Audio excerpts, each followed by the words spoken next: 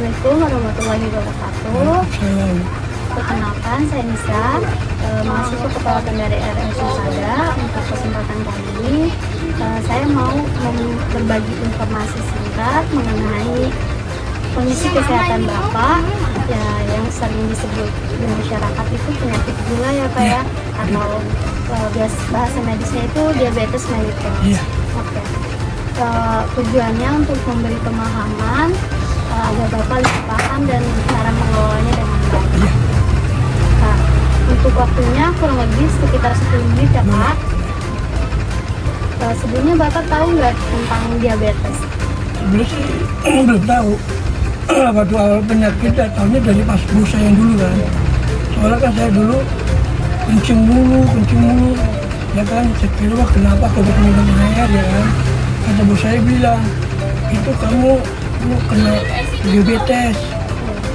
Emang masalahnya gimana kalau diabetes tuh awalnya lapar, akan aus, kencing mulu, kencing mulu, udah gitu badan ngantuk mulu. Karena bos saya juga ngalamin penyakit gitu, sama. Kalau saya pas naik mobil, awalnya tidur mulu, sampai di kerjaan baru bangun. Bos saya kan curiga, nanya, emang pas saya cek benar, gula saya tinggi. Iya.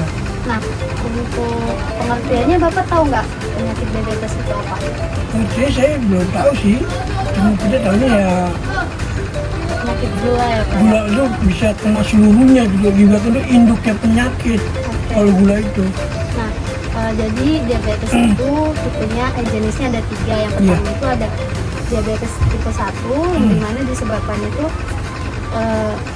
kekebalan tubuhnya itu menyerang sel-sel beta pankreas. Nah, kalau misalkan yang kedua itu terjadi ketika tubuh tidak bisa menghasilkan insulin Pak.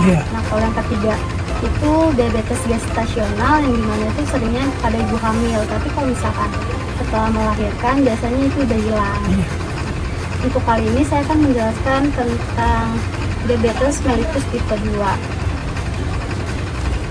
Jadi diabetes mellitus tipe 2 itu penyakit jangka panjang yang terjadi ketika tubuh kita tidak menggunakan insulin secara efektif.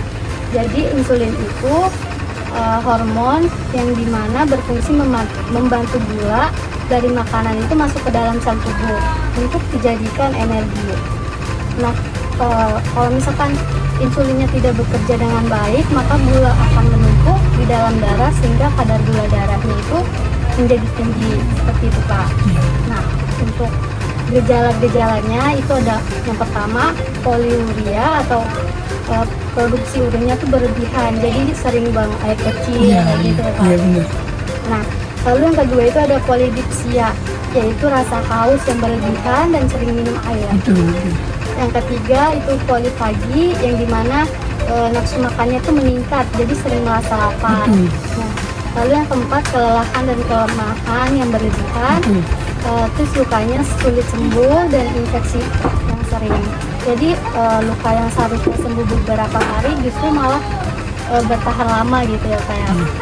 Nah, bisa menyebabkan infeksi juga kalau tidak dirawat dengan baik. Lalu gangguan penglihatan seperti penglihatannya kabur, buram, seperti itu Pak. Nah, lalu kesemutan atau mati rasa pada kaki dan tangan. Nah, apa sih bahayanya jika tidak dikontrol? Yang pertama, jika kadar gula darahnya tidak dikontrol dengan baik, itu bisa terjadi komplikasi serius Pak. Nah, dimana komplikasinya itu bisa menyerang mata, jadi menyebabkan gangguan penglihatan bahkan kebutaan. Lalu menyerang saraf, dimana menyebabkan kesemutan atau nyeri tangan dan kaki. Lalu yang ketiga itu menyebabkan gagal ginjal dan bisa menyerang jantung dan pembuluh darah. Jadi bisa menyebabkan serangan jantung bahkan hingga stroke Pak. Nah, sampai sini apa ada yang ditanyakan Pak? Enggak. Kita lanjut ya Pak? Iya. Oke.